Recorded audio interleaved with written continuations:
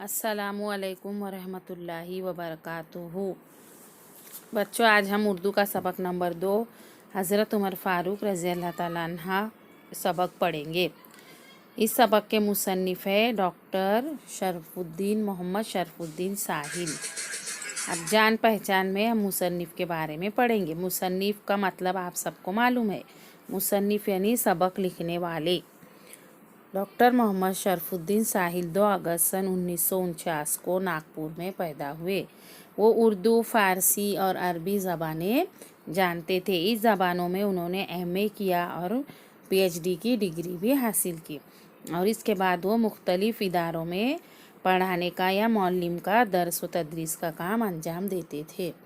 तहकीक करना, तनकीद करना, शायरी करना, ज़बान अदब की तारीख में भी उन्होंने बहुत से काम किए हैं। इन मौज़ूआत पर उनकी बहुत सी तसानीफ़ भी शाये हो चुकी है। शाये होना यानी छपना। बच्चों के लिए उन्होंने ताज़गी इस नाम से नज़मों का एक मजमुआ भी शाये किया है, जिसके लिए उन्हें हुकूमत की जानिब से एजाज़ात भी मिले हैं।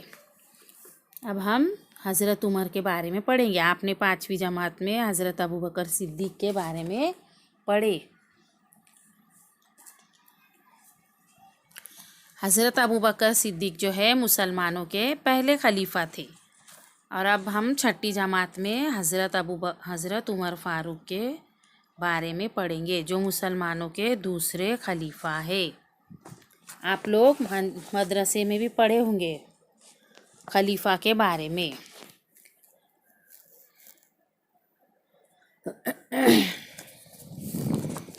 हज़रत उमर फ़ारूक जो है, उनकी ज़िंदगी के हालात के बारे में हम पढ़ेंगे। इस्लाम के इब्तदाई ज़माने में जब मुसलमानों की तादाद बढ़ रही थी और इस्लाम मुल्क जो है अरब से निकलकर ईरान, मिस्र और स्पेन जैसे दूर दराज मुल्कों में फैल चुका था, ऐसे हालात में इस्लामी हुकूमत को मुसलमानों के कब्ज़े वाले तमाम इलाकों में संभाले रखना बहुत ज़रूरी था।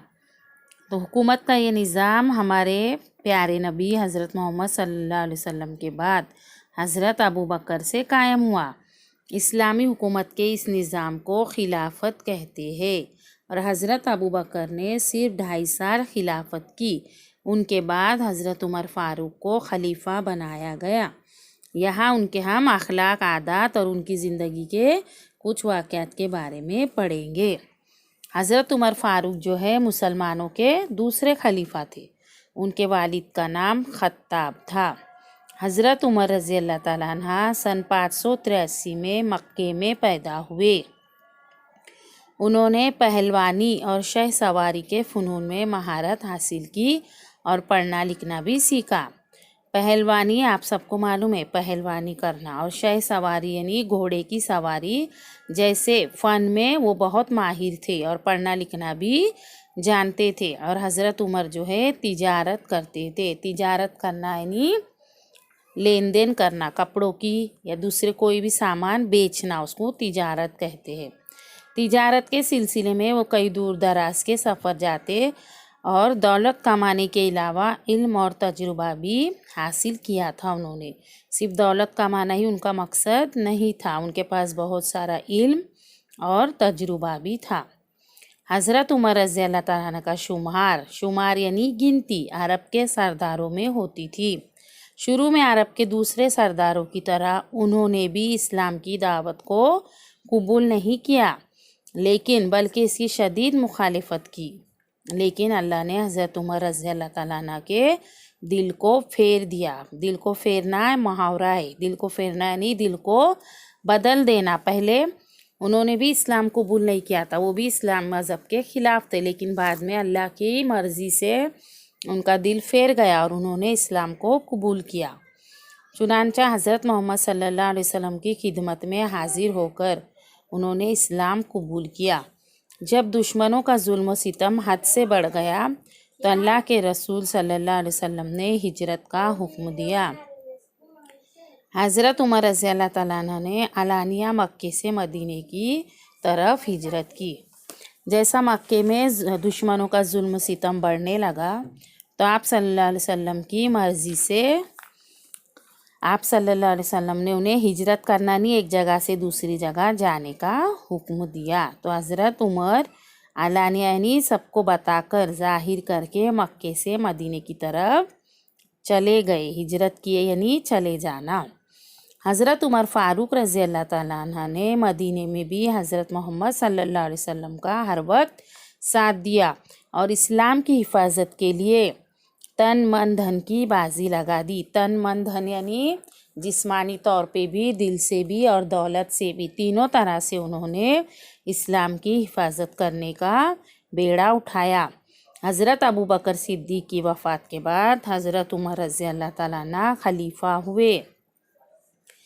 یہ حضرت عمر رضی اللہ تعالیٰ عنہ کی خلافت یعنی وہ کتنے عرصے تک خلیفہ تھے؟ 10 برس 6 مہینے اور 4 دن۔ کتنی ان کی خلافت کی مدت؟ 10 برس یعنی 10 سال 6 مہینے اور 4 دن۔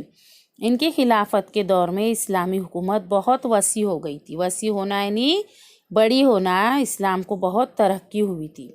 اتنی بڑی حکومت کو سنبھالنے کے لیے ایک باقاعدہ نظام قائم کیا۔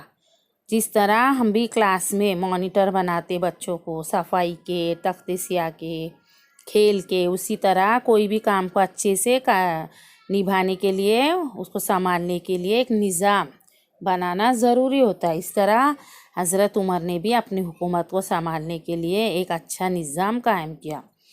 مفتوحہ ملکوں میں یعنی جو بھی علاقے انہوں نے فتح کیے ہیں، جیتے ہیں، ان کو صوبوں میں، چھوٹے چھوٹے صوبوں میں تقسیم کر کے ہر صوبے کے انتظام اور نگرانی کے لیے ایک عامل کو مقرر کیا، ایک شخص کو مقرر کیا جو ہر ایک صوبے کی نگرانی کریں گے اور وہاں کی دیکھ ریکھ کریں گے۔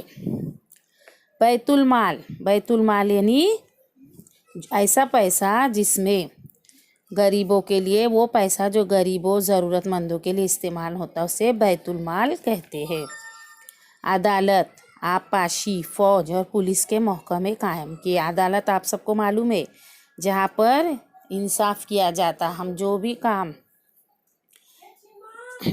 عدالت میں جا کر پیش کرتے، جو بھی اگر ہمارے ساتھ کسی کا کچھ جھگڑا ہوا، کچھ ہوگا، برا ہوا، تو ہم کس کے پاس انصاف کے لیے جاتے ہیں؟ عدالت میں۔